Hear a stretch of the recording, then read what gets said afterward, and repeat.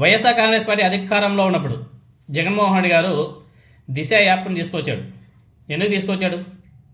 ఆంధ్రప్రదేశ్లో మహిళల మీద అదేవిధంగా విద్యార్థుల మీద దాడులు జరగకుండా ఈ దిశ యాప్ అనేది ఒకటి తీసుకొస్తే పోలీసులకి ఇమీడియట్గా ఇన్ఫర్మేషన్ వెళ్తుంది, ఇమీడియట్గా వాళ్ళని కాపాడడానికి కూడా అవకాశం కూడా ఉంటుంది అని చెప్పేసి జగన్మోహన్ రెడ్డి గారు చాలా ప్రతిష్టాత్మకంగా తీసుకొచ్చాడు. మంచి యాప్ ఇది.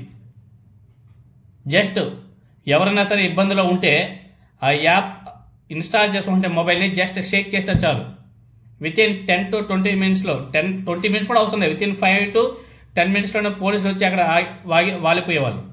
అలాంటి బ్రహ్మాండమైన ఒక యాప్ని తీసుకొచ్చాడు జగన్మోహన్ రెడ్డి గారు. యాప్ని తీసుకురావడమే కాదు, అందరికీ కూడా దాని మీద మంచి అవగాహన కల్పించేందుకు అవగాహన సదస్సులు కూడా నిర్వహించాడు. కొంతమంది యాక్టర్స్ కూడా దానికి పబ్లిసిటీ కూడా చేశారు. మంచి అసలు చాలా అద్భుతమైనటువంటి యాప్ అది.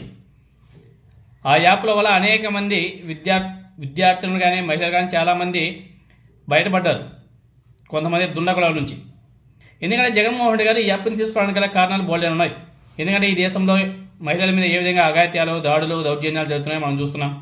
ఏ రాష్ట్రంలో కూడా ఇటువంటి ఇలా మహిళలను కాపాడే ఒక యాప్ లేదు, అదేవిధంగా ఒక ఇది లేదు. కాబట్టి జగన్మోహన్ రెడ్డి గారు బాగా ఆలోచన చేసి మంచి ఐపీఎస్ అధికారులని, ఐఏఎస్ అధికారులంతా కూడా కూర్చోబెట్టుకొని దాని మీద మంచి స్టడీ చేసి మంచిగా తీసుకొచ్చాడు, దాన్ని ఇంప్లిమెంట్ చేశాడు.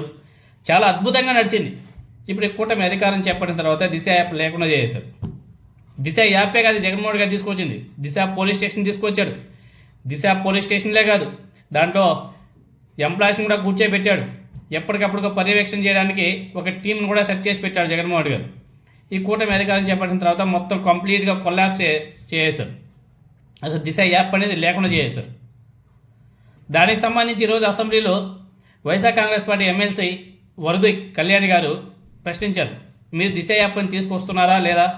గతంలో బ్రహ్మాండంగా నడిచింది కదా, ఎందుకు మీరు దీన్ని నెగ్లెక్ట్ చేసి దీన్ని పీకేశారని చెప్పేసి ఆమె ప్రశ్నిస్తే దానికి హోమ్ మినిస్టర్ అనితా మేడం గారు చెప్పినటువంటి సమాధానం మీరందరూ కూడా ఒకసారి వినండి.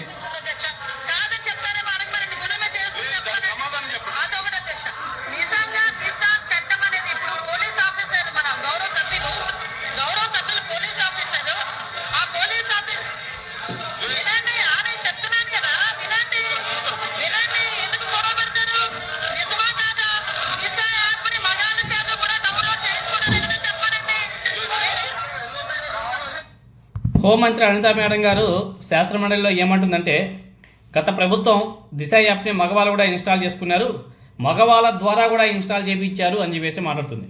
ఏమండి, మగవాళ్ళు ఇన్స్టాల్ చేసుకోకూడదా? మగవాళ్ళ అప్లికేషన్ని సేవ్ చేసుకోకూడదా? వాళ్ళ ఇండ్లలో ఆడపిల్లలు ఉండరా? ప్రతి ఒక్క ఇంట్లోనే ఆడపిల్లలు ఉంటారు కదా, ఆడపిల్లలే ఇన్స్టాల్ చేసుకోవాలన్నా? ఆ ఇంట్లో మగపిల్లలు కూడా ఇన్స్టాల్ చేసి పెట్టుకుంటారు. ఎందుకంటే వాళ్ళు ఎప్పుడైనా ఎక్కడికైనా వెళ్ళేటప్పుడు వాళ్ళ ఆడపిల్లలతో కలిసి వెళ్ళినప్పుడు లేదా ఇంట్లో ఏమన్నా సరే జరిగినప్పుడు ఆడపిల్ల మొబైల్ ఒక మొబైల్ అయినా కాదు కదా, అన్ని మొబైల్స్లో ఇన్స్టాల్ చేసి పెట్టుకుంటే అత్యవసర పరిస్థితుల్లో ఉపయోగపడుతుంది కదా. కాబట్టి ఆనాటి వైఎస్ఆర్ కాంగ్రెస్ పార్టీ ప్రభుత్వం ప్రతి ఒక్కరి దగ్గర ఇన్స్టాల్ చేయించి ఉండొచ్చేమో, తప్పైతే ఏముంది? మొబైల్లో ఒక యాప్ పడి ఉంటుంది కదా, అత్యవసర పరిస్థితుల్లో ఉపయోగపడుతుంది కదా. ఒక తండ్రి అయినా, ఒక అన్న అయినా, ఒక తమ్ముడైనా అవసరం ఉంటుంది కదా. ఇంట్లో ఆడపిల్లలు ఉంటారు, తల్లి ఉంటుంది, ఆ పిల్లలు ఉంటారు, చెల్లెలు ఉంటారు, అక్కలు ఉంటారు, ఇంట్లో లేడీస్ ప్రతి ఒక్క ఇంట్లో ఉంటారు కదా, వాళ్ళకి అవసరం ఉంటుంది కదా, ప్రతి ఒక్కరు కూడా ఇన్స్టాల్ చేసుకుంటారు, తప్పేమవుతుంది? దానికి మన అనితా మేడం గారు శాసన మండలిలో మగవాళ్ళ దగ్గర ఇన్స్టాల్ చేయించారు, మగవాళ్ళు కూడా యూజ్ చేశారు, గత ప్రభుత్వం బలవంతంగా చేపించిందని చెప్పేసి మాట్లాడుతుంటే చాలా అసహ్యం వేస్తుంది.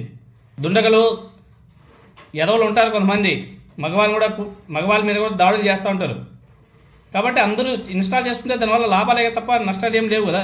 దానికి సంబంధించి అనితా మేడం గారు ఇలా మాట్లాడడం ఎంతవరకు సమంజసమో మనకైతే అర్థమే కావాలి. ఎందుకంటే హోమ్ మినిస్టర్ గారు అలా మాట్లాడడం మంచిది కాదు. ఇంకా మంచిది, ఇంకా ప్రతి ఇంట్లో కూడా ఇన్స్టాల్ చేయించండి, అత్యవసర ఉపయోగపడుతుందని చెప్పేసి చెప్పాల్సింది పోయి గత ప్రభుత్వం ఇలా చేసింది, అలా చేసింది. గత ప్రభుత్వం చేసినంత కూడా మంచిదే కదా, ఇప్పుడు దాన్ని మీరు ఇంప్లిమెంట్ చేయొచ్చు కదా.